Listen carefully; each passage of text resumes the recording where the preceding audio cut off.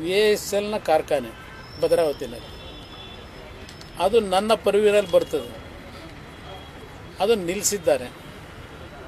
ಅದಕ್ಕೆ ಹೊಸ ಮರುಜೀವ ಕೊಡ್ತಕ್ಕಂಥದ್ದಕ್ಕೆ ಪ್ರಾಮಾಣಿಕವಾಗಿ ಪ್ರಯತ್ನ ಪಟ್ಟಿದ್ದೇನೆ. ಅದು ಈ ಡಿಸೆಂಬರ್ನೊಳಗೆ ಕಾರ್ಯಾರಂಭವೂ ಆಗ್ತಕ್ಕಂಥ ಒಂದು ವಾತಾವರಣ ಈಗಾಗಲೇ ತೀರ್ಮಾನ ತೆಗೆದುಕೊಂಡಿದ್ದೇನೆ. ಮತ್ತು ನಮ್ಮ HMT ಅದು ಸಹ ನನ್ನ ಪರಿವಿಗೆ ಬರ್ತಕ್ಕಂಥದ್ದು. ಅದಕ್ಕೂ ಸಹ ಈಗಾಗಲೇ ನಮ್ಮ ನೀತಿ ಆಯೋಗದಲ್ಲಿ ಸರಸ್ವತ್ ಅಂತ ಹೇಳಿ ಒಬ್ಬರು ಮೆಂಬರ್ ಇದ್ದಾರೆ. ಅವರ ಅಧ್ಯಕ್ಷತೆಯಲ್ಲೇ ಒಂದು ಕಮಿಟಿ ಮಾಡಿ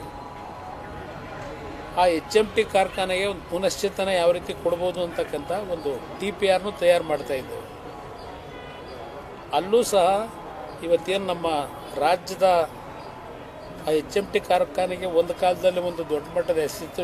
ಏನು ಈ ವಾಚ್ಗಳು ಅವರೇ ತಯಾರು ಮಾಡ್ತಾ ಇದ್ದಾರೆ, ಒಂದು ಹೆಸರು ಇತ್ತು. ಅದ್ರ ಜೊತೆಗೆ ಮೆಷಿನ್ ಟೂಲ್ಸ್ನ ಒಂದು ದೊಡ್ಡ ಮಟ್ಟದಲ್ಲಿ ಚಟುವಟಿಕೆ ನಡೀತಿತ್ತು. ಎಲ್ಲ ಇವತ್ತು ಸ್ಥಗಿತಗೊಂಡಿರ್ತಕ್ಕಂಥದ್ದಕ್ಕೆ ಇತ್ತೀಚೆಗೆ ಆ HMTಯ CMD ಅವ್ರನ್ನ ಜಪಾನಿಗೆ ಕಳಿಸಿದ್ದೆ. ಕೆಲವು ಟೆಕ್ನಾಲಜಿನ ಅಡಾಪ್ಟ್ ಮಾಡ್ತಕ್ಕಂಥದ್ದಕ್ಕೆ ಅವ್ರ ಜೊತೆ ಟೈಅಪ್ ಮಾಡಬೇಕು ಅಂತ ಹೇಳಿ HMT ಕಾರ್ಖಾನೆಗೂ ಒಂದು ಮರುಜೀವ ಕೊಡ್ತಾ ಇದ್ದೇವೆ. ಇದು ನನ್ನ ವ್ಯಾಪ್ತಿಗೆ ಬರ್ತಕ್ಕಂಥದ್ದು. ಇಲ್ಲಿ ಯಾವುದಾದ್ರೂ ಒಂದು ರೀತಿಯ ಜನತೆಯ ಒಂದು ಭಾವನೆ ಏನಿದೆ, ಏನಾದರೂ ಒಂದೆರಡು ಕಾರ್ಖಾನೆ ತರಬೇಕು ಅಂತಕ್ಕಂಥದ್ದು ನನ್ನ ಮೇಲೆ ನಿರೀಕ್ಷೆಯನ್ನು ಇಟ್ಕೊಂಡಿದ್ದಾರೆ. ಪ್ರಯತ್ನ ನಾನು ಪಡ್ತಾ ಇದ್ದೇನೆ. ಆದರೆ ರಾಜ್ಯ ಸರ್ಕಾರದ ಸಹಕಾರ ಬೇಕು. ನಾನಿಲ್ಲಿ ದೋಷ ಕೊಡಲಿಕ್ಕೆ ಹೋಗಲ್ಲ. ಈಗ ನೋಡಿ, HMT ಕಾರ್ಖಾನೆ ಅದು ಫಾರೆಸ್ಟ್ ಲ್ಯಾಂಡ್ ಅಂತ ಹೇಳಿ ಅದನ್ನು ಸ್ಥಗಿತಗೊಳಿಸಬೇಕು ಅಂತ ಹೊರಟರು.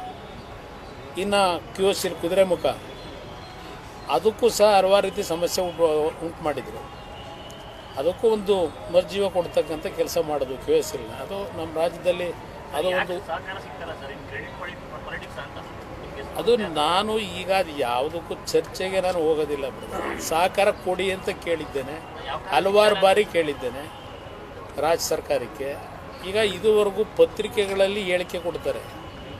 ಬಂದು ನನ್ನ ಹತ್ರಂತೂ ಒಂದು ಬಾರಿ MB ಪಾಟೀಲ್ ಅವರು ಒಂದು ಕಾನ್ಫರೆನ್ಸಿಗೆ ಕರೀಲಿಕ್ಕೆ ಬಂದಿದ್ದು ಬಿಟ್ಟರೆ, ರಾಮಲಿಂಗ ರೆಡ್ಡಿ ಅವರೇನು ನಮ್ಮ ಸಾರಿಗೆ ಸಚಿವರಿದ್ದಾರೆ, ಎಲೆಕ್ಟ್ರಿಕ್ ಬಸ್ಗಳ ಒಂದು ಕೇಂದ್ರ ಸರ್ಕಾರದ ಯೋಜನೆ ಒಳಗೆ ಏನು ಮಾಡ್ತಾ ಇದ್ದೇವೆ, ಈಗ 10,000 ಬಸ್ಗಳನ್ನು ಕೊಡ್ತಾ ಇದ್ದೇವೆ ದೇಶದಲ್ಲಿ. ಅದು ನನ್ನ ಇಲಾಖೆಗೆ ಸೇರುತ್ತೆ. 10,000 ಬಸ್ನಲ್ಲಿ, ಎಲೆಕ್ಟ್ರಿಕ್ ಬಸ್ಗಳಲ್ಲಿ 4,500 ಕರ್ನಾಟಕ ಬೆಂಗಳೂರಿಗೆ ಕೊಡ್ತಾ ಇದ್ದೇವೆ. 4,500 ಬಸ್ಗಳನ್ನು ಅವ್ರು ಬಂದು ನನ್ನ ಜೊತೆ ಚರ್ಚೆ ಮಾಡಿದ್ರು. ಚರ್ಚೆ ಮಾಡಿದ ನಂತರ ನಾನು ಅವರ ಅಹವಾಲೇನಿತ್ತು ಅದಕ್ಕೆ ಗೌರವ ಕೊಡಬೇಕು, ಕೊಟ್ಟಿದ್ದೇವೆ. ಹೈಯೆಸ್ಟ್ ಬಸ್ಗಳು ಕರ್ನಾಟಕಕ್ಕೆ ಕೊಟ್ಟಿರ್ತಕ್ಕಂಥದ್ದು.